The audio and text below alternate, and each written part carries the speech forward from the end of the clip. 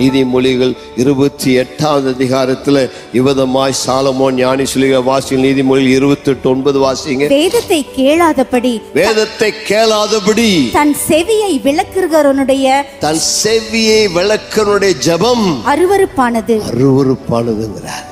நீ வேதத்தை கேட்கலைனா, அவனுடைய வார்த்தை கேட்கலைனா, அவனுடைய வசனத்தை வாசிக்கலைனா ஆண்டவருடைய ஆசீர்வாதம் வீட்டுல தங்காது.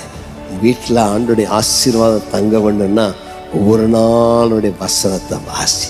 கர்த்தருடைய வேதத்தில் இரவும் பகலும் தியானமாயிருக்கிற மனுஷன் பாக்கியவான். அவன் நீர்க்கால் ஓரமாய் நடப்பட்டு தன் காலத்தில் தன் கனியை தந்து இலையுதிராது இருக்க மரத்தை போலிருப்பான். நீங்க செய்வதெல்லாம் வாய்க்கணும்னா ஒவ்வொரு நாளும் அவருடைய வசனத்தை வாசிங்க, இந்த வசனத்தை தியானிங்க, அவருடைய வசனத்தை பற்றி கொள்ளுங்க.